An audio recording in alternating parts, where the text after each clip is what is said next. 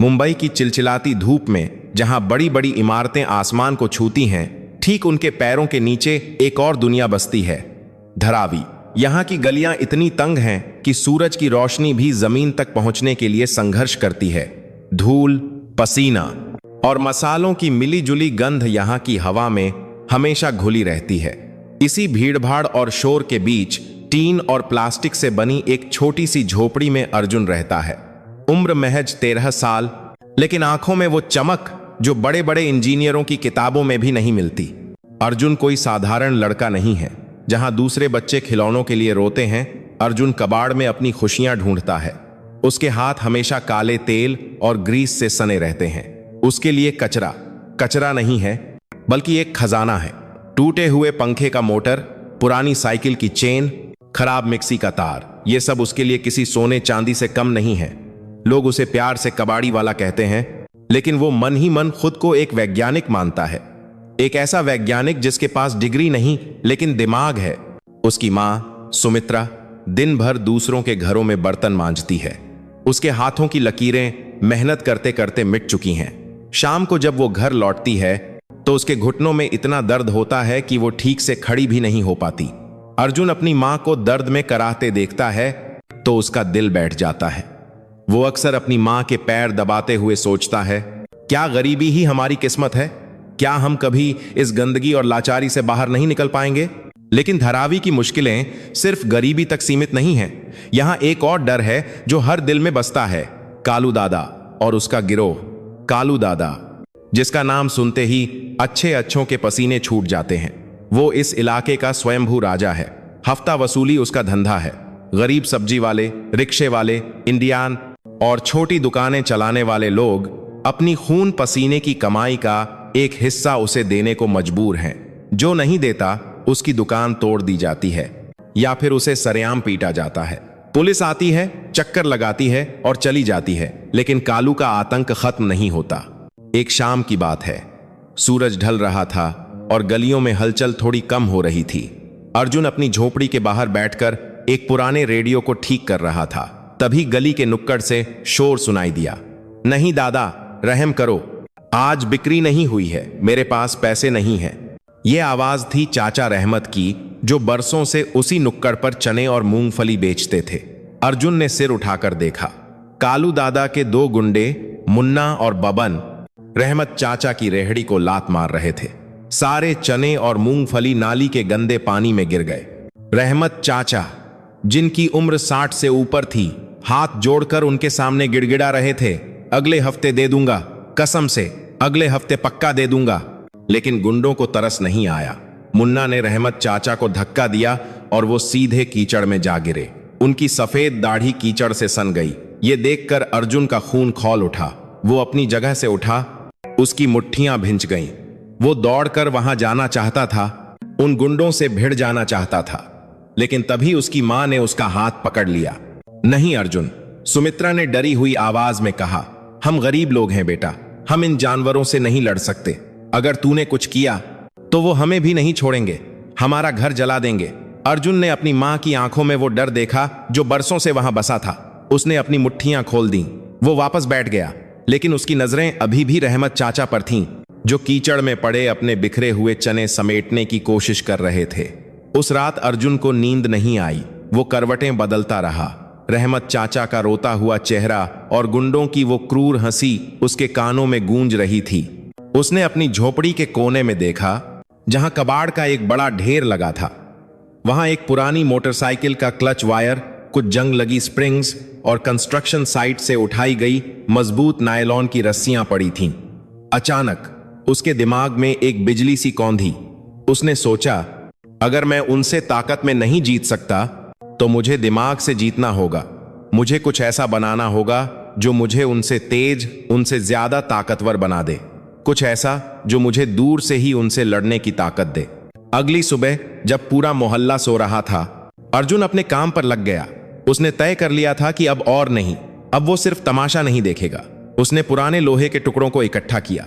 एक लोहार की दुकान से फेंका हुआ धातु का एक मजबूत टुकड़ा उठाया। उसका प्लान एक ऐसा दस्ताना बनाने का था जो एक जाल फेंक सके, मकड़ी के जाले जैसा, लेकिन लोहे की मजबूती वाला।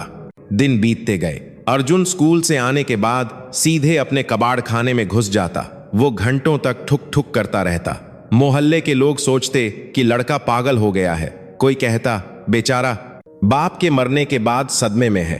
कोई कहता ये भी बड़ा होकर कबाड़ी ही बनेगा। लेकिन अर्जुन को इन बातों की कोई परवाह नहीं थी। उसका ध्यान सिर्फ अपने आविष्कार पर था। उसने एक पुराने वैक्यूम क्लीनर के सेक्शन पंप का इस्तेमाल किया ताकि दबाव बनाया जा सके। मोटरसाइकिल के ब्रेक के तारों को उसने अपनी उंगलियों के इशारों से कंट्रोल करने के लिए सेट किया। सबसे मुश्किल काम था वो हुक बनाना जो जाल को लेकर उड़े और सटीक निशाने पर जाकर जकड़ ले। कई बार उसकी उंगलियां कटी, कई बार स्प्रिंग उछलकर उसके मुंह पर लगी। एक बार तो करंट लगने से वो पूरे दिन बिस्तर पर पड़ा रहा, लेकिन उसने हार नहीं मानी। माँ जब पूछती कि वो क्या कर रहा है तो वो बस मुस्कुराकर कहता, कुछ ऐसा बना रहा हूं माँ जिससे हमें किसी से डरना नहीं पड़ेगा। 2 हफ्ते की कड़ी मेहनत के बाद वो ढांचा तैयार हुआ। देखने में वो किसी साइंस फिक्शन फिल्म का गैजेट नहीं लगता था। वो भद्दा था, जंग लगा हुआ था और जगह जगह से टेप से चिपकाया हुआ था। लेकिन जब अर्जुन ने उसे अपने हाथ पर पहना तो उसे एक अजीब सी ताकत महसूस हुई। ये उसका हाथ जाल था। उसने छत पर जाकर उसका परीक्षण करने का फैसला किया। रात का सन्नाटा था। अर्जुन दबे पांव अपनी छत पर चढ़ा। सामने एक बिजली का खंभा था जो उसकी छत से करीब 20 फीट दूर था। उसने अपना दाहिना हाथ उठाया, निशाना साधा और अपनी कलाई को झटका दिया। 100। एक तेज आवाज के साथ धातु का हुक तार के साथ बाहर निकला और बिजली के खंभे से जाकर लिपट गया। अर्जुन ने जोर से खींचा। तार मजबूत था, वो नहीं टूटा। अर्जुन के चेहरे पर एक विजयी मुस्कान आ गई। ये काम करता है, उसने धीरे से बुदबुदाया। लेकिन असली परीक्षा अभी बाकी थी। उपकरण बनाना एक बात है और उसका इस्तेमाल करके असली गुंडों का सामना करना दूसरी बात। और वो मौका भी जल्दी ही आने वाला था। अगले दिन त्योहार का माहौल था।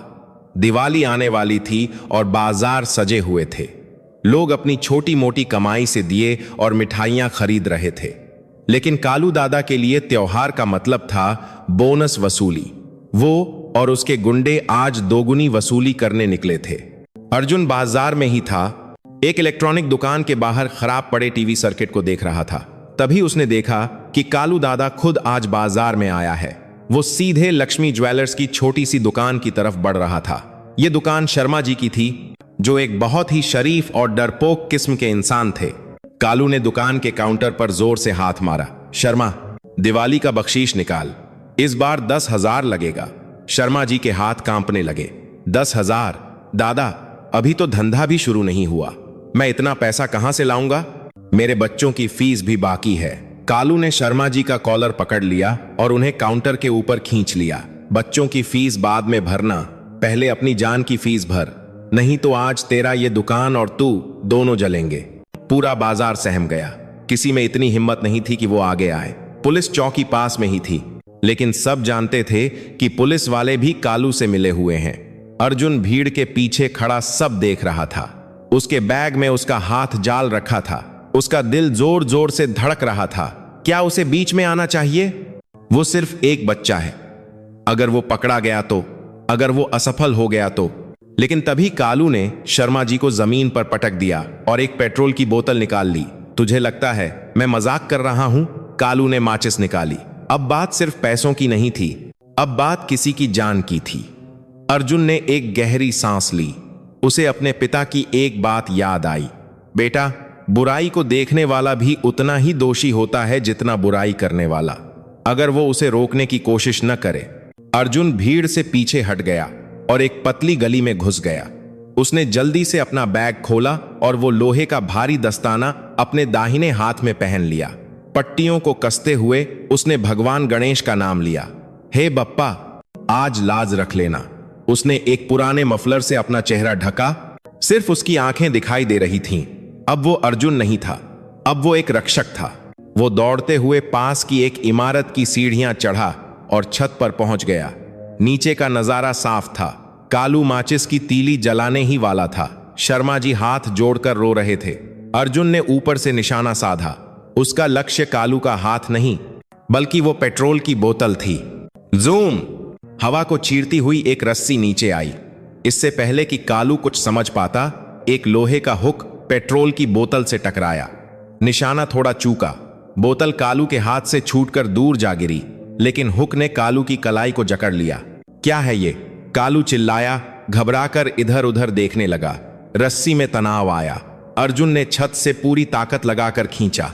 कालू, जो अपने भारी शरीर के बावजूद संतुलन नहीं बना पाया, लड़खड़ाया और धड़ाम से जमीन पर गिर गया। भीड़ में खलबली मच गई। सबने ऊपर देखा, लेकिन अंधेरे की वजह से कोई भी अर्जुन को साफ देख नहीं पाया। उन्हें बस एक परछाई दिखाई दी। कौन है बे तू? कालू के गुंडे चिल्लाए और उस दिशा में दौड़े जहां से रस्सी आई थी। अर्जुन जानता था कि अब भागने का समय है। उसने एक बटन दबाया। हुक कालू की कलाई से ढीला होकर वापस उसके दस्ताने की तरफ खींचा। वो तुरंत दूसरी छत की तरफ कूदा। ये वो गलियां थीं जहां वो बचपन से खेला था। उसे हर एक मोड़, हर एक कूद का पता था। गुंडे नीचे गलियों में उसे ढूंढ रहे थे, गालियां दे रहे थे, लेकिन अर्जुन हवा की तरह गायब हो चुका था। वो हांफते हुए अपनी झोपड़ी के पीछे वाले रास्ते से अंदर घुसा। उसने जल्दी से दस्ताना उतारा, उसे कबाड़ के ढेर के सबसे नीचे छुपाया और अपनी किताबों के सामने बैठकर पढ़ने का नाटक करने लगा। उसका दिल अभी भी हथौड़े की तरह बज रहा था। कुछ देर बाद मां अंदर आईं। वो बहुत घबराई हुई थीं। अर्जुन, तूने सुना? बाजार में क्या हुआ? किसी ने कालू दादा को गिरा दिया। कहते हैं कोई भूत था या कोई फरिश्ता। किसी ने उसे देखा नहीं, बस ऊपर से एक रस्सी आई और उसे खींच लिया। अर्जुन ने किताब में से नजरें उठाईं और मां की तरफ देखा। उसने अपनी मुस्कान छिपाने की कोशिश की। सच में मां, शायद भगवान भी अब उनके पापों से तंग आ गए हैं। उस रात धरावी की हवा में एक नई बात थी। डर थोड़ा कम हुआ था। लोगों की आंखों में एक चमक थी। बातें हो रही थीं। कौन था वो? क्या वो वापस आएगा? कालू दादा की इज्जत मिट्टी में मिल गई थी। एक अदृश्य शक्ति ने उसे चुनौती दी थी। अर्जुन अपनी झोपड़ी की खिड़की से बाहर देख रहा था। उसे पता था कि यह तो बस शुरुआत है। कालू दादा चुप बैठने वालों में से नहीं है। वो बदला लेगा। वो उसकर में परछाई को ढूंढ निकालेगा। और अर्जुन को अब अपनी तैयारी और पुख्ता करनी थी। सिर्फ एक दस्ताना काफी नहीं होगा, उसे और भी चीजें बनानी होंगी। पैरों के लिए, सुरक्षा के लिए, और सबसे जरूरी, उसे अपनी पहचान छिपानी होगी। ये लड़ाई अब शुरू हो चुकी थी। एक तरफ पूरा संगठित अपराध जगत और दूसरी तरफ एक 13 साल का लड़का और उसका कबाड़। अगली सुबह धरावी में सूरज तो रोज की तरह निकला, लेकिन हवा में एक अजीब सा भारीपन था। कल रात की घटना ने पूरे इलाके में सनसनी फैला दी थी। चाय की टप्परियों पर, पानी भरने की लाइनों में और कारखानों के बाहर हर जगह सिर्फ एक ही चर्चा थी।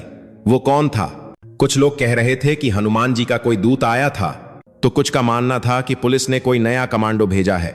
लेकिन अर्जुन जानता था कि सच क्या है, और वो ये भी जानता था कि घायल सांप सबसे ज्यादा खतरनाक होता है। कालू दादा की हालत किसी पागल हाथी जैसी हो गई थी। उसका अहंकार बुरी तरह घायल हुआ था। जिस बस्ती को वो अपनी जागीर समझता था, वहां किसी ने उसे धूल चटा दी थी, वो भी सबके सामने। उसने अपने सारे गुंडों को काम पर लगा दिया था। ढूंढो उसे। वो अपने अड्डे पर चिल्ला रहा था, पाताल से भी निकाल कर लाओ उस कुत्ते को जिसने मेरी कलाई मरोड़ी है। मैं उसकी गर्दन मरोड़ दूंगा। दिन चढ़ते चढ़ते कालू का कहर बस्ती पर टूटने लगा। उसके गुंडे घर घर जाकर तलाशी लेने लगे। उन्होंने उस छत की भी जांच की जहां से अर्जुन ने हमला किया था, लेकिन वहां उन्हें कुछ नहीं मिला सिवाय जूतों के कुछ धुंधले निशानों के। अपनी भड़ास निकालने के लिए कालू के आदमियों ने उस इमारत के नीचे रहने वाले एक गरीब दर्जी की दुकान तहस नहस कर दी, सिर्फ इसीलिए क्योंकि उसने छत का दरवाजा खुला छोड़ा था। अर्जुन अपनी झोपड़ी की दरार से यह सब देख रहा था। उसका दिल जोरों से धड़क रहा था। उसे एहसास हुआ कि उसने शेर की पूंछ पर पैर रख दिया है। सिर्फ एक दस्ताने से काम नहीं चलेगा। उसने मन ही मन सोचा, कल रात मैं बच गया क्योंकि अंधेरा था और वो तैयार नहीं थे, लेकिन अब वो सतर्क रहेंगे। अगर मुझे उनसे लड़ना है और लड़कर जिंदा भी रहना है तो मुझे हवा से तेज होना होगा। मुझे जमीन पर नहीं, छतों पर भागना होगा। उसकी नजर अपनी मां की पुरानी सिलाई मशीन के पास पड़े कुछ टूटे हुए औजारों पर गई। फिर उसे याद आया कि कबाड़ खाने में एक पुरानी मोटरसाइकिल के शॉक एब्जॉर्बर्स पड़े थे, जो उसने पिछले हफ्ते ही एक गैरेज से उठाए थे। वो भारी स्प्रिंग थे जो झटके झेलने के लिए बनाए गए थे। अर्जुन की आंखों में एक चमक आ गई। अगर ये स्प्रिंग बाइक का वजन उठा सकते हैं तो क्या ये मुझे हवा में नहीं उछाल सकते? दोपहर को जब माँ काम पर गई हुई थीं, अर्जुन ने अपना प्रयोगशाला यानी अपनी झोपड़ी का पिछला हिस्सा फिर से खोल लिया। इस बार चुनौती बड़ी थी। उसे ऐसे जूते बनाने थे जो उसे ऊंची छतों पर कूदने में मदद करें, लेकिन इतने भारी भी न हो कि वो चल ही न पाए। उसने अपने फटे हुए स्कूल के जूतों को लिया। रबर के पुराने टायरों को काटकर उसने जूतों के तलवे को मोटा किया। फिर उसने मोटरसाइकिल के उन भारी स्प्रिंग्स को लोहे की पत्तियों की मदद से जूतों के एड़ी वाले हिस्से में कसना शुरू किया। यह काम आसान नहीं था। लोहे को मोड़ना, पेंच कसना उसके नन्हे हाथों में छाले पड़ गए थे। एक बार तो पेंच कसते वक्त पेचकस फिसल गया और उसके अंगूठे से खून बहने लगा। उसने जल्दी से उस पर थोड़ी सी मिट्टी लगाई और कपड़े का टुकड़ा बांध लिया। दर्द हो रहा था, लेकिन दर्जी की टूटी हुई दुकान का मंजर उसे रुकने नहीं दे रहा था। शाम होते होते उसका आविष्कार तैयार था। देखने में ये जूते बहुत अजीब लग रहे थे, जैसे किसी रोबोट के पैर हों। जूतों के नीचे लोहे की स्प्रिंग लगी थी जो हर कदम पर दबती और उछलती थी। अर्जुन ने उन्हें पहना। पहले तो उसे खड़ा होने में भी मुश्किल हुई। उसका संतुलन बिगड़ रहा था। वो 2-3 बार गिरा, घुटने छिल गए, लेकिन वो हार मानने वालों में से नहीं था। वो धीरे धीरे चलने की कोशिश करने लगा। हर कदम के साथ उसे एक झटका लगता, जैसे जमीन उसे ऊपर धकेल रही हो। रात का अंधेरा घिरते ही वो फिर से छत पर गया। यह अभ्यास का समय था। उसने एक गहरी सांस ली, घुटनों को मोड़ा और पूरी ताकत से छलांग लगाई। धप! वो उम्मीद से ज्यादा ऊपर उछला और सीधे 7 फीट दूर दूसरी छत की पानी की टंकी पर जा गिरा। उसका दिल मुंह को आ गया। ये काम कर रहा है। वो खुशी से चिल्लाना चाहता था, लेकिन उसने खुद को रोक लिया। उसने महसूस किया कि इन जूतों के साथ वो न सिर्फ तेज भाग सकता है, बल्कि उन जगहों पर भी पहुंच सकता है जहां कालू के भारी भरकम गुंडे कभी नहीं पहुंच पाएंगे। अब वो सिर्फ अर्जुन नहीं था, वो हवा का झोंका बन चुका था। अगले 2 दिन तक शांति रही, लेकिन यह तूफान से पहले की शांति थी। तीसरे दिन बस्ती में पानी का टैंकर आने वाला था। धरावी में पानी सोने से ज्यादा कीमती है। हफ्ते में सिर्फ 2 बार टैंकर आता है और औरतें घंटों कतार में खड़ी रहती हैं। लेकिन आज कालू ने एक नई चाल चली थी। जब टैंकर आया तो कालू के गुंडे मुन्ना और बबन टैंकर के पाइप के पास खड़े हो गए। मुन्ना ने अपनी कमर से एक डंडा निकाला और जमीन पर मारा। सुनो सब लोग, वो चिल्लाया, आज से पानी मुफ्त नहीं मिलेगा। जिसको भी 1 बाल्टी पानी चाहिए उसे 50 रुपये देने होंगे। ये सुरक्षा कर है। औरतों में खलबली मच गई। 50 रुपये? 50 रुपये में तो 2 दिन का राशन आ जाता है। भैया ऐसा मत करो, एक बूढ़ी अम्मा ने हाथ जोड़कर कहा। हम गरीब लोग हैं, बच्चे प्यासे मर जाएंगे। मुन्ना ने हंसते हुए अम्मा की बाल्टी को लात मार दी। तो प्यासे मरो, या फिर उस नकाबपोश को बुलाओ जिसने हमारे दादा की बेइज्जती की थी। जब तक वो सामने नहीं आता या जब तक तुम लोग उसका पता नहीं बताते, पानी की 1 बूंद नहीं मिलेगी। अर्जुन की माँ सुमित्रा भी कतार में थीं। वो भी आगे बढ़ी। बेटा, पानी पर तो सबका हक होता है, भगवान से डरो। बबन ने आगे बढ़कर सुमित्रा को धक्का दे दिया। सुमित्रा गिर पड़ी, उनका सिर जमीन से टकराया। ये नजारा अर्जुन अपनी छत से देख रहा था। मां को गिरता देख उसकी रगों में खून नहीं, लावा दौड़ने लगा।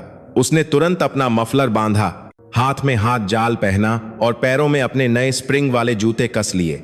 उसे पता था कि आज खतरा ज्यादा है। आज दिन का उजाला था, सब उसे देख सकते थे, लेकिन अपनी मां के अपमान का बदला लेने के लिए वो किसी भी हद तक जा सकता था। नीचे बस्ती में हाहाकार मचा हुआ था। मुन्ना टैंकर के ड्राइवर को धमका रहा था कि वो पानी का वाल्व न खोले। तभी ऊपर से एक तेज आवाज आई। धड़ाम! टैंकर की छत पर कोई कूदा था। लोहे की छत जोर से बजी। मुन्ना और बबन ने ऊपर देखा।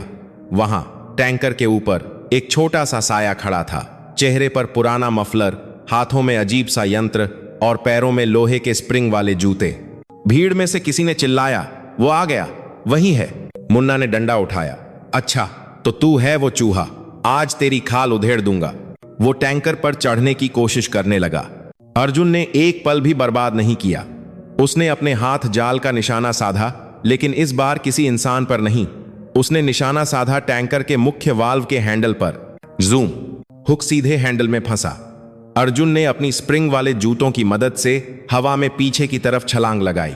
रस्सी तनी और हैंडल घूम गया। भल भल भल भल! टैंकर के मोटे पाइप से पानी की तेज धार फूट पड़ी। पानी का दबाव इतना तेज था कि वो सीधे मुन्ना के मुंह पर लगा। वो संतुलन खो बैठा और गीले टैंकर से फिसलकर नीचे कीचड़ में जा गिरा। बबन उसे उठाने दौड़ा, लेकिन पानी की बौछार ने उसे भी भिगो दिया और जमीन पर गिरा दिया।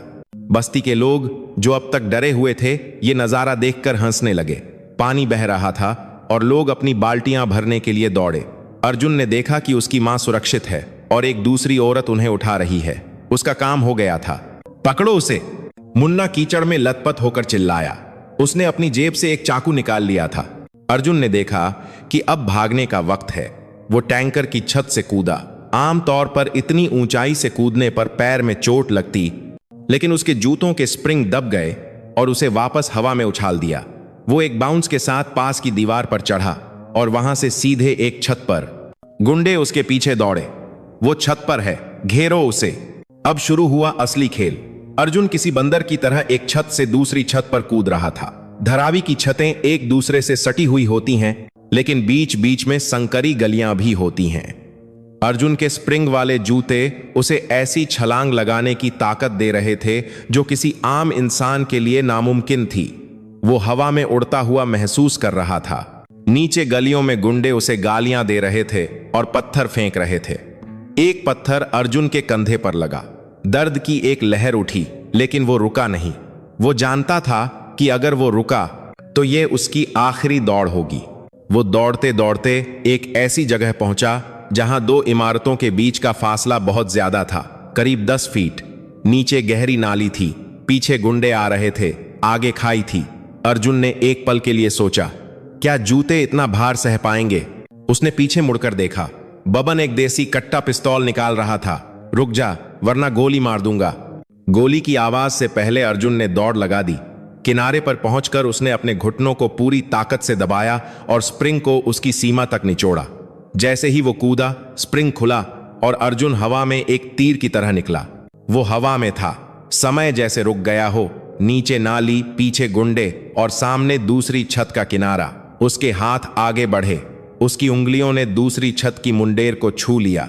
वो धड़ाम से छत पर गिरा, लुढ़का और फिर खड़ा हो गया। उसने पीछे मुड़कर देखा। गुंडे दूसरी तरफ खड़े उसे देख रहे थे। 10 फीट की दूरी उनके लिए किसी खाई से कम नहीं थी। बबन ने गुस्से में हवा में गोली चलाई, ठाए, लेकिन अर्जुन तब तक वहां से ओझल हो चुका था। वो चिड़ियों की तरह फुर्ती से टीन की छतों के भूल भुलैया में गायब हो गया। जब वो घर पहुंचा तो उसका पूरा शरीर कांप रहा था, पसीने से लथपथ, कंधे पर पत्थर की चोट का नीला निशान। उसने जल्दी से अपने जूते और दस्ताने एक पुराने बोरे में छिपाए और उसे रद्दी के ढेर के नीचे दबा दिया। उसने अपनी सांसों को काबू में किया और पानी पिया। थोड़ी देर बाद सुमित्रा घर लौटी। वो भीगी हुई थीं, लेकिन उनके चेहरे पर एक अजीब सी सुकून भरी मुस्कान थी। उनके हाथ में पानी से भरी बाल्टी थी। मां, आपको चोट तो नहीं आई? अर्जुन ने चिंतित होकर पूछा। सुमित्रा ने अर्जुन के सिर पर हाथ फेरा। मैं ठीक हूं बेटा, आज तो चमत्कार हो गया। पता नहीं वो फरिश्ता कौन था, लेकिन उसने आज पूरी बस्ती की प्यास बुझा दी। भगवान उसे लंबी उम्र दे। अर्जुन ने मां के पैर छुए। उसकी आंखों में आंसू आ गए। मां का आशीर्वाद ही उसका सबसे बड़ा इनाम था। लेकिन वो जानता था कि आज उसने कालू दादा को सिर्फ हराया नहीं है, ये केस में बड़े बड़े बताई की, बल्कि ललकारा है। पानी का टैंकर लूटना कालू के लिए सिर्फ पैसों का नुकसान नहीं था, ये उसके अधिकार को सीधी चुनौती थी। उधर कालू के अड्डे पर सन्नाटा छाया था। मुन्ना और बबन सिर झुकाए खड़े थे। कालू दादा एक कुर्सी पर बैठा था। उसके हाथ में वही देसी कट्टा था जिससे बबन ने फायर किया था। कालू शांत था और यह शांति उसके चिल्लाने से ज्यादा खतरनाक थी। तो वो उड़ सकता है? कालू ने धीमी सर्द आवाज में पूछा। वो बंदर की तरह कूदता है? हां दादा, मुन्ना ने डरते हुए कहा। उसके पैरों में कुछ था, स्प्रिंग जैसा। वो इंसान नहीं लगता। कालू ने एक गहरी सांस ली और कट्टे को मेज पर रखा। वो इंसान ही है और हर इंसान की कोई ना कोई कमजोरी होती है। वो बस्ती का ही कोई कीड़ा है। उसे ये गलियां हमसे बेहतर पता हैं। कालू अपनी कुर्सी से उठा और दीवार पर लगे धरावी के नक्शे के पास गया। अब हम उसे नहीं ढूंढेंगे, अब हम उसे हमारे पास आने पर मजबूर करेंगे। दिवाली आ रही है ना, इस बार दिवाली पर पटाखे नहीं चलेंगे। इस बार धरावी में कुछ और ही जलेगा। अर्जुन अपनी झोपड़ी में लेटा छत को घूर रहा था। उसे लगा कि जंग जीत ली गई है। लेकिन उसे अंदाजा नहीं था कि कालू ने अब एक ऐसा प्लान बनाया है जो न सिर्फ अर्जुन बल्कि पूरे धरावी को खतरे में डाल देगा। और इस बार शायद स्प्रिंग वाले जूते और हाथ जाल काफी नहीं होंगे, उसे कुछ और बड़ा, कुछ और शक्तिशाली बनाना होगा, क्योंकि अब लड़ाई पानी या पैसों की नहीं, अस्तित्व की होने वाली थी। दिवाली आने में अब सिर्फ 2 दिन बचे थे। पूरा मुंबई रोशनी से नहाया हुआ था। बड़ी इमारतों पर रंग बिरंगी लाइटें झालरों की तरह लटक रही थीं, लेकिन धरावी की इन तंग गलियों में माहौल कुछ और ही था। यहां दिए तो बिक रहे थे, लेकिन लोगों के चेहरों पर वो चमक नहीं थी जो हर साल होती थी।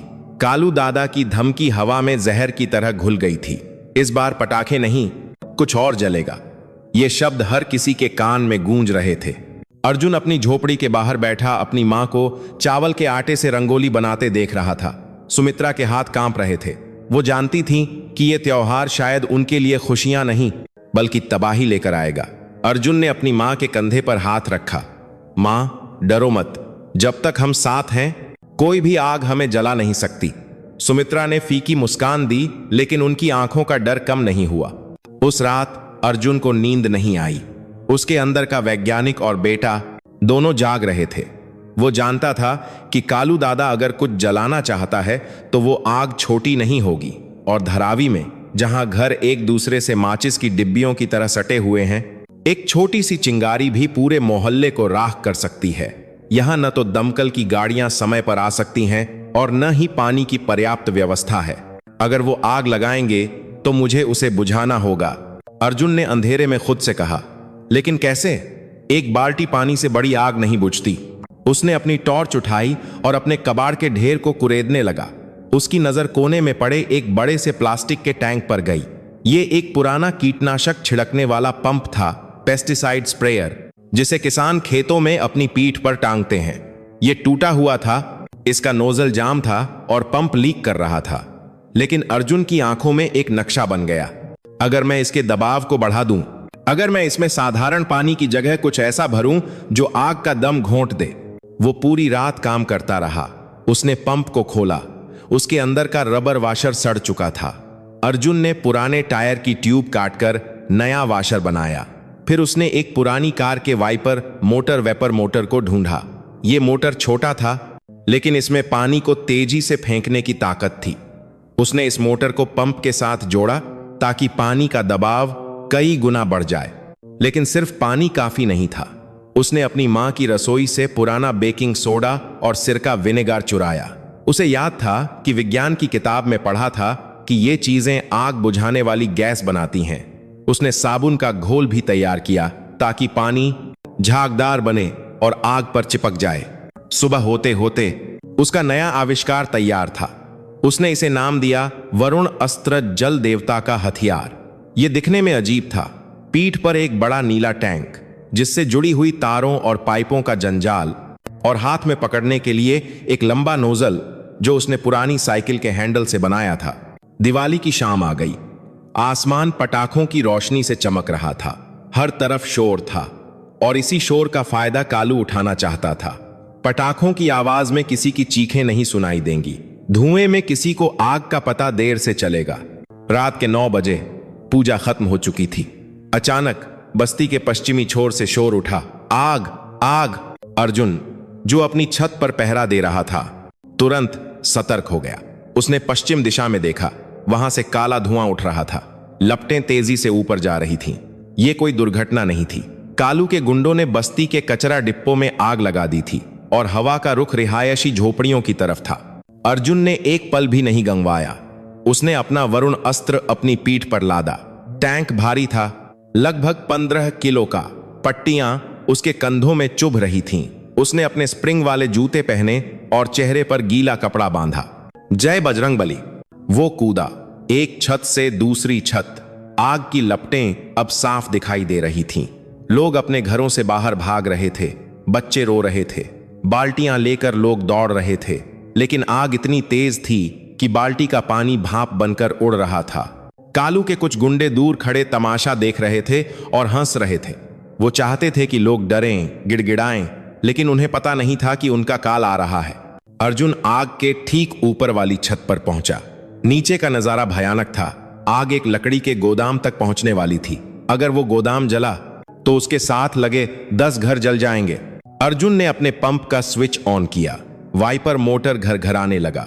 उसने नोजल का निशाना आग के सबसे भयंकर हिस्से पर साधा और ट्रिगर दबाया। फूशशशश।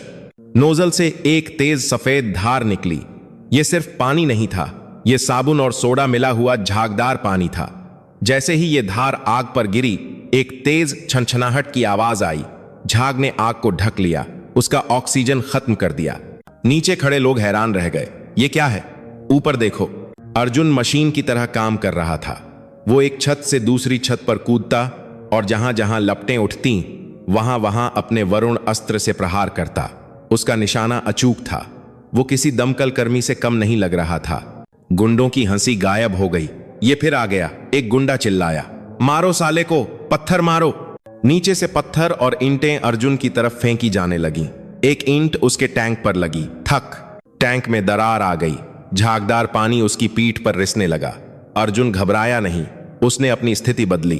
अब वो गुंडों के ठीक ऊपर था। उसने नोजल का मोड़ बदला स्प्रे से जेट पर और सीधी धार गुंडों की तरफ मारी। साबुन का पानी जब पूरी ताकत से उनकी आंखों में गया तो वो बिलबिला उठे। आह, मेरी आंखें, कुछ दिखाई नहीं दे रहा। गुंडे अपनी आंखों को मलते हुए इधर उधर भागने लगे, एक दूसरे से टकराने लगे। लेकिन आग अभी पूरी तरह बुझी नहीं थी। टैंक का पानी खत्म हो रहा था और आग की एक लपट अभी भी गोदाम की दीवार को चाट रही थी। अर्जुन ने टैंक को हिलाया। खाली। हे भगवान, अब क्या? उसने इधर उधर देखा। गोदाम की छत पर एक बड़ी पानी की टंकी सिंटेक्स टैंक रखी थी। वो पुरानी थी और शायद उसमें पानी भी था, लेकिन उसका नल दूसरी तरफ था। अर्जुन के पास सोचने का वक्त नहीं था। उसने अपनी स्प्रिंग वाले जूतों पर भरोसा किया। वो पीछे हटा, दौड़ लगाई और पूरी ताकत से पानी की टंकी की तरफ कूदा। हवा में ही उसने अपने शरीर को मोड़ा और अपने दोनों पैरों से टंकी के निचले हिस्से पर जोरदार लात मारी। धड़ाम। टंकी का पुराना प्लास्टिक टूट गया। सैकड़ों लीटर पानी एक साथ झरने की तरह नीचे गिरा, सीधे सुलगती हुई आग पर। छच्छा। धुएं का एक बड़ा गुबार उठा और लपटें शांत हो गईं। आग बुझ चुकी थी। अर्जुन हांफता हुआ छत पर गिर पड़ा। उसका पैर दर्द कर रहा था, पीठ पर खरोंचें थीं, लेकिन उसने नीचे देखा। गोदाम सुरक्षित था। लोग अब आग बुझाने नहीं बल्कि उस मसीहा की जय जयकार करने के लिए हाथ उठा रहे थे। धुएं के बीच किसी को उसका चेहरा नहीं दिखा, बस एक छोटा सा साया दिखा जो छत के किनारे पर खड़ा था, जैसे कोई रक्षक। भीड़ में खड़ी सुमित्रा की आंखों से आंसू बह रहे थे। उन्हें नहीं पता था कि वो साया उनका बेटा है, लेकिन उनके दिल ने एक अजीब सी धड़कन महसूस की। उधर भीड़ की आड़ में खड़ा कालू दादा ये सब देख रहा था। उसका चेहरा गुस्से से लाल नहीं बल्कि काला पड़ चुका था। उसकी योजना, उसका डर, उसका आतंक सब धुएं में उड़ गया था। उसने अपनी मुट्ठी इतनी जोर से भींची कि उसके नाखून हथेली में चुभ गए। बहुत हो गया, कालू फुसफुसाया। यह लड़का सिर्फ मेरे धंधे के लिए खतरा नहीं है, यह मेरी साख के लिए खतरा है। अब लुका छिपी का खेल खत्म। कालू ने अपना फोन निकाला और एक नंबर मिलाया। हेलो उस्ताद, मुझे वो सामान चाहिए। हाँ, वही जो सेना वाले इस्तेमाल करते हैं। नहीं, मुझे परवाह नहीं कि कितना पैसा लगेगा। मुझे वो लड़का जिंदा या मुर्दा चाहिए। अगली सुबह जब अर्जुन सोकर उठा तो उसका शरीर टूट रहा था, लेकिन उसका मन शांत था। उसने अपनी मां को चाय बनाते देखा। सुना तूने अर्जुन? मां ने चाय का गिलास देते हुए कहा। कल रात फिर वो आया था। उसने पूरी बस्ती को बचा लिया। लोग कह रहे हैं कि वो कोई छोटा बच्चा है, भगवान का रूप। अर्जुन मुस्कुराया और चाय की चुस्की ली। हाँ मां, सुना मैंने। लेकिन अर्जुन को नहीं पता था कि उसकी पहचान अब खतरे में है। जिस जगह उसने पानी की टंकी तोड़ी थी, वहां उसके जूते के स्प्रिंग का एक छोटा सा टुकड़ा, एक लोहे का नट टूटकर गिर गया था। और सुबह सुबह ज्यादा सस्ता प्रशाती है। कालू का सबसे शातिर आदमी, जो पुलिस का पूर्व खबरी था, वहां पहुंच चुका था। उसने वो नट उठाया, उसे ध्यान से देखा। यह कोई साधारण नट नहीं है, खबरी ने मुस्कुराते हुए कहा। यह पुराने बजाज स्कूटर के शॉक एब्जॉर्बर का हिस्सा है और इस पूरे इलाके में सिर्फ एक ही जगह है जहां ऐसे पुराने स्कूटरों का कबाड़ मिलता है। उसकी नजरें सीधे अर्जुन की झोपड़ी के पीछे वाले कबाड़ खाने की तरफ घूम गईं। अर्जुन अब तक अनजान था। वो अपने अगले आविष्कार के बारे में सोच रहा था, कुछ ऐसा जो उसे सिर्फ भागने या आग बुझाने में नहीं बल्कि लड़ने में मदद करे, क्योंकि उसे आभास हो गया था कि अब युद्ध आमने सामने का होगा और उसके लिए उसे एक कवच चाहिए, एक ऐसा कवच जो उसे लोहे जैसा मजबूत बना दे। अगली सुबह की शुरुआत किसी अपशगुन जैसी हुई। कौवे कांव कांव कर रहे थे और हवा एकदम रुकी हुई थी। अर्जुन अपनी झोपड़ी के पीछे बैठा था, एक पुराने ट्रक के गियर बॉक्स को खोलने की कोशिश कर रहा था, लेकिन उसका मन किसी अनहोनी की आशंका से बेचैन था। उधर बस्ती के दूसरे कोने पर कबाड़ की एक बड़ी दुकान पर कालू का खबरी खड़ा था। उसके हाथ में वही टूटा हुआ स्प्रिंग का नट था। उसने दुकानदार की गर्दन पकड़ी। बोल, ये बजाज सुपर का नट तूने किसको बेचा था? सच बोल, वरना अभी तेरी दुकान में आग लगा दूंगा। दुकानदार कांपने लगा। दादा, रहम करो, ये तो वो छोटा लड़का ले गया था, सुमित्रा का बेटा अर्जुन। वो अक्सर यहां से अजीब गरीब कचरा ले जाता है। खबरी के चेहरे पर एक शैतानी मुस्कान आ गई। उसने तुरंत कालू को फोन लगाया। मिल गया शिकार दादा, वो कोई कमांडो नहीं, वो तो सुमित्रा का बेटा है, वही जिसका बाप मैकेनिक था। कालू, जो अपने अड्डे पर बैठा था, जोर से हंसा। एक बच्चा, एक 13 साल का कीड़ा मुझे चुनौती दे रहा था। उसकी हंसी अचानक गुस्से में बदल गई। आज रात उसका खेल खत्म। पूरी बस्ती देखेगी कि कालू से टकराने का क्या अंजाम होता है। शाम होते होते अर्जुन की गली में एक अजीब सी हलचल शुरू हो गई। आमतौर पर खेलने वाले बच्चे गायब थे। औरतें अपने घरों में घुस गई थीं। दरवाजे बंद होने की आवाजें आ रही थीं। अर्जुन समझ गया, वो आ रहे हैं। उसने अपनी मां को देखा, जो चूल्हे पर रोटियां बना रही थीं। मां, अर्जुन ने धीमी आवाज में कहा, आज खाना मत बनाओ, हमें तैयार रहना होगा। क्या हुआ बेटा? सुमित्रा ने पलटकर देखा। अर्जुन की आंखों में वो गंभीरता थी जो किसी बच्चे की आंखों में नहीं होनी चाहिए। तभी बाहर से भारी गाड़ियों की आवाज आई। एक नहीं, दो नहीं, 3 बुलडोजर और जीपें गली के दोनों सिरों पर आकर रुक गईं। तेज हेडलाइट्स की रोशनी ने अर्जुन की झोपड़ी को नहला दिया। लाउड स्पीकर पर कालू की आवाज गूंजी, अर्जुन, ओ नन्हे वैज्ञानिक, बाहर निकल, आज तेरा कबाड़ तुझे नहीं बचा पाएगा। सुमित्रा के हाथ से चिमटा छूट गया। अर्जुन, ये तुझे क्यों बुला रहे हैं? अर्जुन ने मां का हाथ पकड़ा और उन्हें झोपड़ी के सबसे सुरक्षित कोने में बिठाया। मां, मैंने ही वो आग बुझाई थी, मैंने ही पानी का टैंकर खोला था, मैंने कसम खाई थी कि मैं हमें डरने नहीं दूंगा। सुमित्रा रोने लगी, लेकिन अर्जुन के पास आंसू बहाने का वक्त नहीं था। बाहर गुंडे लाठियां और मशालें लेकर खड़े थे। कालू जीप के बोनट पर बैठा था। अगर 5 मिनट में बाहर नहीं आया तो झोपड़ी समेत जला दूंगा। अर्जुन अपने गोदाम झोपड़ी के पिछले हिस्से में गया। वहां एक पुराने तिरपाल के नीचे उसका सबसे बड़ा, सबसे भारी और सबसे खतरनाक आविष्कार छिपा था। यह उसने पिछले 6 महीनों में धीरे धीरे जमा किया था। यह कोई खिलौना नहीं था। उसने तिरपाल हटाया। नीचे लोहे और तारों का एक भीमकाय ढांचा पड़ा था। इसे बनाने के लिए उसने ट्रक के 2 पुराने हाइड्रोलिक जैक्स इस्तेमाल किए थे, जो भारी वजन उठाने के काम आते हैं। छाती और पेट की सुरक्षा के लिए उसने एक एम्बेसडर कार का पुराना दरवाजा काटकर लगाया था।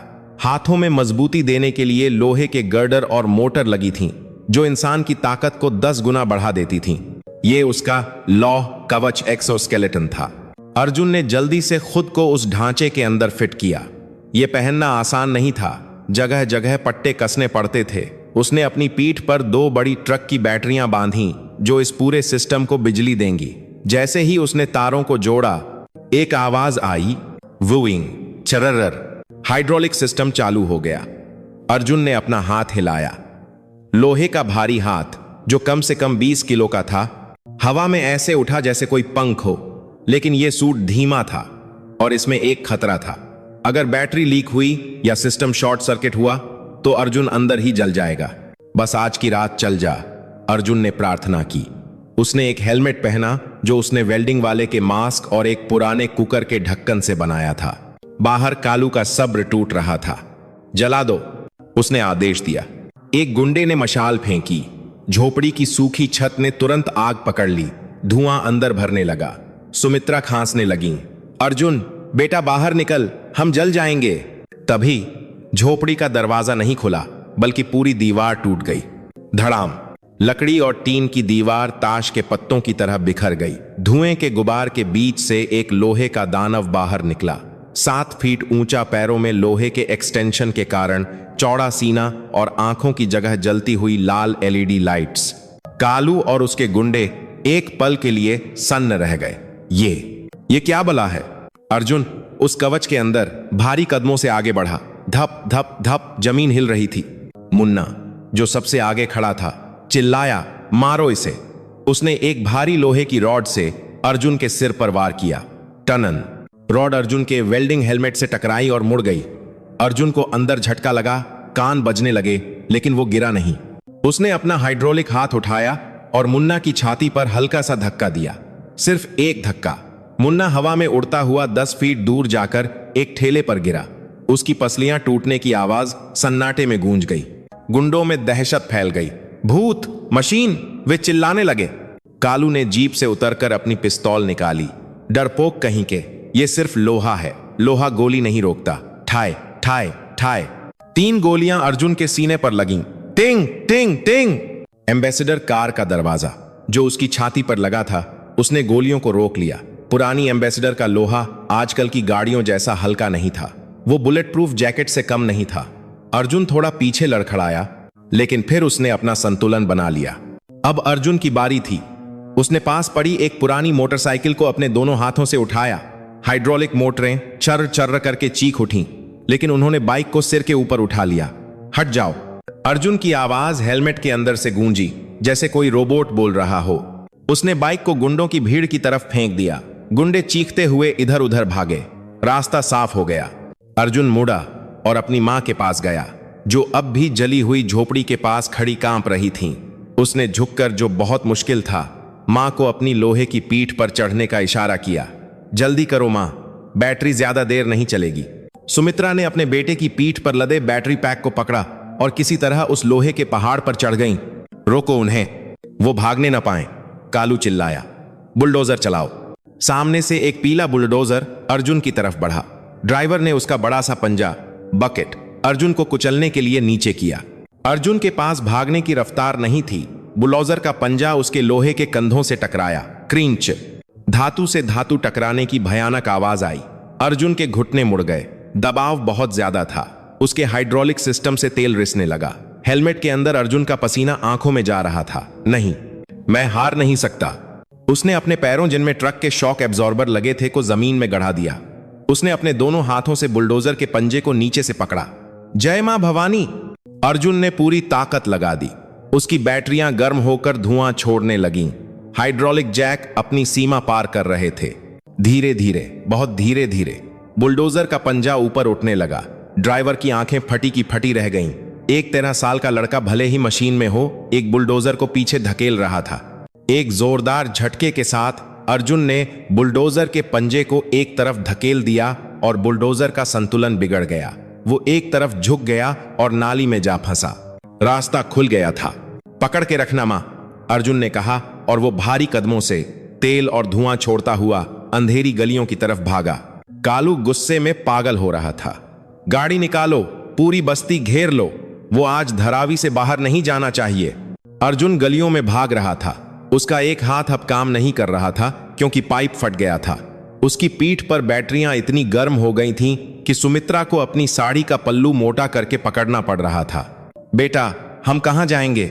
सुमित्रा ने रोते हुए पूछा। समुद्र की तरफ मां, अर्जुन ने हांफते हुए कहा। माहिम की खाड़ी, माहिम क्रीक, वहां नावें होती हैं, वही हमारा एकमात्र रास्ता है। लेकिन माहिम की खाड़ी तक पहुंचने के लिए उन्हें रेलवे ट्रैक पार करना था और पुलिस की गाड़ी की सायरन अब सुनाई देने लगी थी। कालू ने पुलिस को भी खबर कर दी थी कि एक पागल आतंकवादी बस्ती में हमला कर रहा है। अर्जुन रेलवे ट्रैक के पास पहुंचा। सामने 10 फुट ऊंची जाली लगी थी। आमतौर पर वो इसे काट सकता था, लेकिन उसका कट्टर वाला हाथ जाम हो चुका था और पीछे पुलिस की जीपें और कालू के गुंडे आ चुके थे। वे घिर चुके थे। एक तरफ ट्रेन की पटरियां और ऊंची दीवार, 3 तरफ दुश्मन। ये अभिमन्यु का चक्रव्यूह था और अर्जुन का कवच अब जवाब दे रहा था। बैटरी का इंडिकेटर लाल हो चुका था। कालू जीप से उतरा। उसके हाथ में अब एक बड़ा हथौड़ा था। पुलिस वाले अपनी बंदूकें ताने खड़े थे। खेल खत्म, छोटे कालू मुस्कुराया। बाहर आ जा या फिर मैं तेरी मां को गोली मरवा दूं। अर्जुन ने चारों तरफ देखा, कोई रास्ता नहीं था।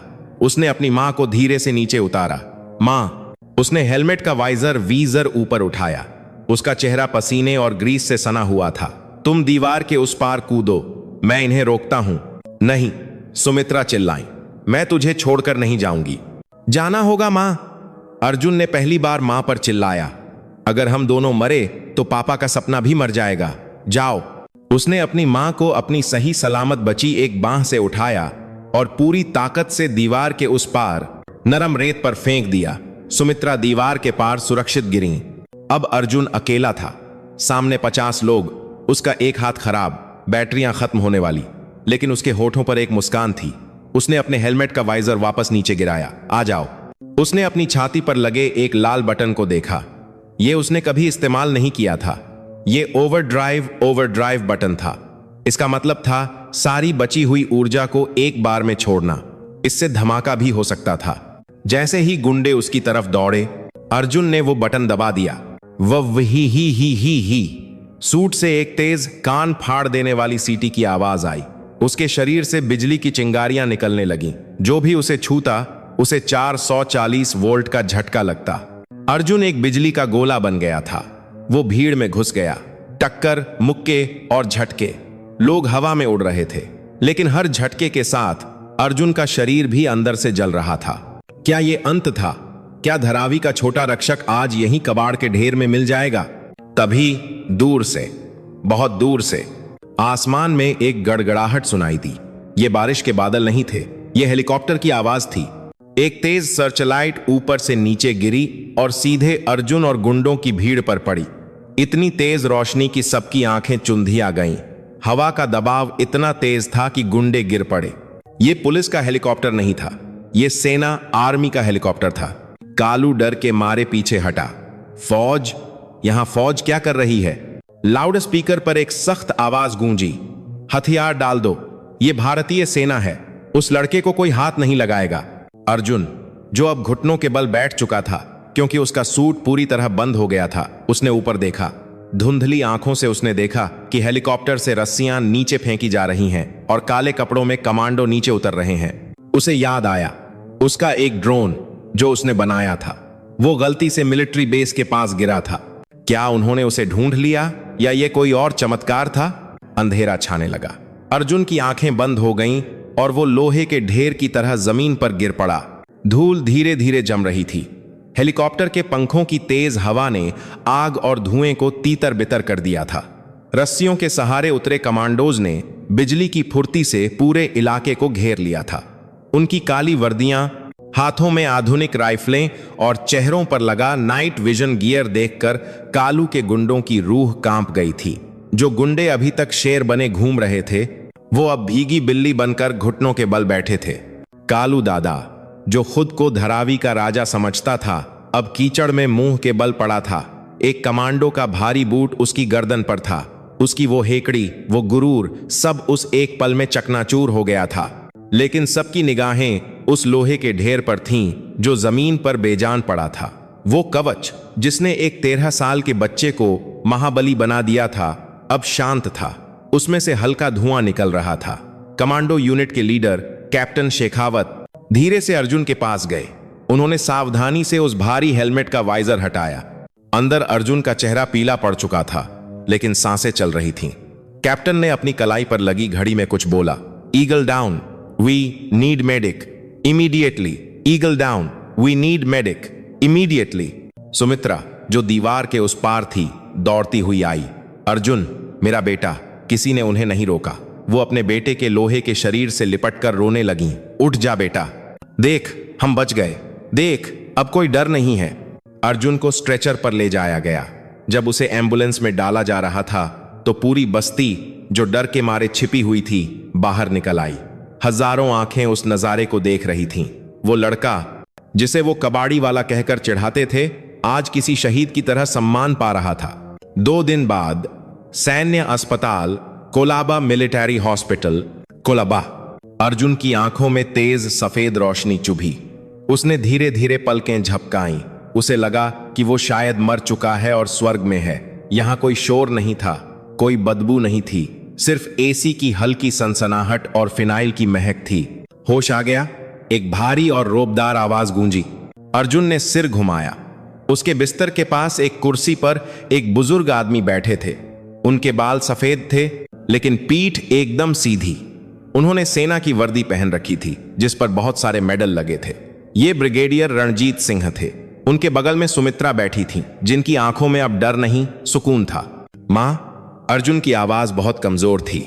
सुमित्रा ने जल्दी से उसके सिर पर हाथ फेरा। मैं यहीं हूं बेटा, सब ठीक है। अर्जुन ने ब्रिगेडियर की तरफ देखा। आप कौन हैं? और वो हेलीकॉप्टर? ब्रिगेडियर मुस्कुराए। उनकी मूंछें थोड़ी हिल गईं। मैं ब्रिगेडियर रणजीत हूं बेटा, और हम वहां तुम्हें गिरफ्तार करने नहीं, तुम्हें भर्ती करने आए थे। अर्जुन हैरान रह गया। भर्ती? लेकिन मैंने क्या किया? ब्रिगेडियर खड़े हुए और खिड़की की तरफ गए। अर्जुन, क्या तुम्हें याद है 3 महीने पहले तुमने एक ड्रोन बनाया था, वो जो मक्खी जैसा दिखता था? अर्जुन को याद आया। उसने एक छोटा जासूसी ड्रोन बनाया था जो गलती से हवा के तेज झोंके में खो गया था। जी, वो तो खो गया था। वो खोया नहीं था, ब्रिगेडियर ने पलटकर कहा। वो हवा के साथ उड़ते हुए हमारे नेवल बेस के प्रतिबंधित क्षेत्र में घुस गया था। हमारे रडार उसे पकड़ नहीं पाए, क्योंकि तुमने उसे प्लास्टिक और लकड़ी से बनाया था। जब हमारे प्रहरियों ने उसे देखा और पारा किसी हमारे दाए जाएगा, ये साने किसी हमारे साथ ही नीचे गिराया, तो हमारे वैज्ञानिक हैरान रह गए। ब्रिगेडियर बिस्तर के पास आए और अर्जुन की आंखों में देखा। उस ड्रोन में तुमने जो सर्किट इस्तेमाल किया था, वो किसी भी किताब में नहीं मिलता। तुमने पुराने नोकिया फोन के वाइब्रेटर और रेडियो के ट्रांसमीटर को जोड़कर एक ऐसी फ्रीक्वेंसी बनाई थी जिसे ट्रेस करना नामुमकिन था। हमारे वैज्ञानिक हफ्तों तक सिर खपाते रहे कि ये तकनीक आई कहां से। हमें लगा कोई विदेशी जासूस है। अर्जुन ने मासूमियत से कहा, वो तो बस जुगाड़ था सर, मेरे पास रिमोट खरीदने के पैसे नहीं थे। ब्रिगेडियर जोर से हंसे। जुगाड़? बेटा, जिसे तुम जुगाड़ कहते हो, उसे दुनिया इनोवेशन कहती है। फिर परसों रात हमारे सिस्टम ने एक अजीब सा इलेक्ट्रोमैग्नेटिक सिग्नल पकड़ा, बहुत शक्तिशाली। वो तुम्हारे उस लोहे के सूट से आ रहा था। जब तुमने वो लाल बटन दबाया था, तब हमें पता चला कि वो जीनियस इस धारावी की किसी झोपड़ी में है। अर्जुन की आंखें भर आईं। उसे विश्वास नहीं हो रहा था कि उसके टूटे फूटे खिलौनों ने देश की सबसे बड़ी ताकत का ध्यान खींचा है। लेकिन सर, अर्जुन ने पूछा, कालू दादा का क्या हुआ? सुमित्रा ने जवाब दिया, वो और उसके सारे साथी अब जेल में हैं। पुलिस ने उनकी सारी काली कमाई जब्त कर ली है। धरावी के लोग अब आजाद हैं, और ये सब तेरी वजह से हुआ है। ब्रिगेडियर ने अर्जुन के कंधे पर हाथ रखा। अर्जुन, भारत को तुम्हारे जैसे दिमाग की जरूरत है। हम नहीं चाहते कि तुम अपना हुनर कबाड़ में बर्बाद करो। डीआरडीओ रक्षा अनुसंधान एवं विकास संगठन ने तुम्हारे लिए एक विशेष प्रस्ताव भेजा है। तुम्हारी पढ़ाई, तुम्हारी मां का इलाज और रहने का पूरा खर्च सरकार उठाएगी। बदले में तुम हमारे वैज्ञानिकों के साथ काम करोगे। क्या तुम तैयार हो? अर्जुन ने अपनी मां की तरफ देखा। सुमित्रा ने आंखों में आंसू लिए मुस्कुराकर सिर हिलाया। यह वही सपना था जो उसके पिता ने देखा था। अर्जुन ने ब्रिगेडियर को देखा और पहली बार एक सैनिक की तरह सलाम ठोका, हालांकि उसका हाथ अभी भी पट्टियों से बंधा था। जय हिंद सर, मैं तैयार हूं। 6 साल बाद पोखरण टेस्ट रेंज, राजस्थान। रेगिस्तान की तपती धूप में वैज्ञानिकों और सैन्य अधिकारियों का एक समूह एक बड़े से स्क्रीन के सामने खड़ा था। माहौल में तनाव था। System check complete, target lock, loud speaker पर आवाज आई। स्क्रीन पर एक अजीब सा वाहन दिखाई दे रहा था। यह टैंक जैसा मजबूत था, लेकिन चीते जैसा तेज। ये ऊबड़ खाबड़ जमीन पर भी बिना किसी आवाज के चल रहा था। फायर! उस वाहन से एक लेजर गाइडेड मिसाइल निकली और ठीक 5 किलोमीटर दूर रखे लक्ष्य को पिन पॉइंट सटीकता से उड़ा दिया। तालियों की गड़गड़ाहट से पूरा बंकर गूंज उठा। सब एक दूसरे को बधाई दे रहे थे। शानदार, अद्भुत, सेना प्रमुख ने कहा। इस मानव रहित टैंक उनमैन्ड टैंक का डिजाइन किसने बनाया है? भीड़ से एक 19 साल का युवक आगे आया। वो लंबा था, उसके चेहरे पर आत्मविश्वास था और उसने एक सफेद लैब कोट पहन रखा था। उसकी जेब में अब भी एक पुराना पेंच स्क्रू रखा था, उसकी पुरानी जिंदगी की निशानी। ये अर्जुन है सर, ब्रिगेडियर रणजीत ने गर्व से परिचय कराया। हमारा सबसे युवा मुख्य अभियंता। अर्जुन ने विनम्रता से सिर झुकाया। सेना प्रमुख ने हाथ मिलाते हुए पूछा, नौजवान, तुमने इस टैंक का सस्पेंशन सिस्टम बहुत अनोखा बनाया है, ये विचार कहां से आया? अर्जुन मुस्कुराया। उसकी आंखों के सामने धरावी की वो तंग गलियां, वो कीचड़ और वो पुराने बजाज स्कूटर के शॉक एब्जॉर्बर घूम गए। सर, अर्जुन ने जवाब दिया, ये विचार मुझे मेरी मां की पुरानी सिलाई मशीन और एक टूटे हुए स्कूटर से आया था। मैंने बस थोड़ा सा जुगाड़ लगाया है। वहां मौजूद सब लोग हंस पड़े, लेकिन यह हंसी मजाक की नहीं, सम्मान की थी। अर्जुन बंकर से बाहर निकला और खुले आसमान की तरफ देखा। वहां दूर क्षितिज पर भारतीय तिरंगा लहरा रहा था। उसने अपनी जेब से वो पुराना नट निकाला, उसे चूमा और वापस रख लिया। उसने साबित कर दिया था कि सोने की चमक देखने के लिए सोने की चम्मच लेकर पैदा होना जरूरी नहीं है। कभी कभी सबसे चमकदार हीरा कोयले की खान में नहीं, बल्कि कचरे के ढेर में मिलता है। भारत के हर कोने में एक अर्जुन बसता है। जरूरत है तो बस उसे पहचानने की। कबाड़ सिर्फ कचरा नहीं, एक अधूरी कहानी है जिसे पूरा करना हम पर निर्भर है। जय हिंद।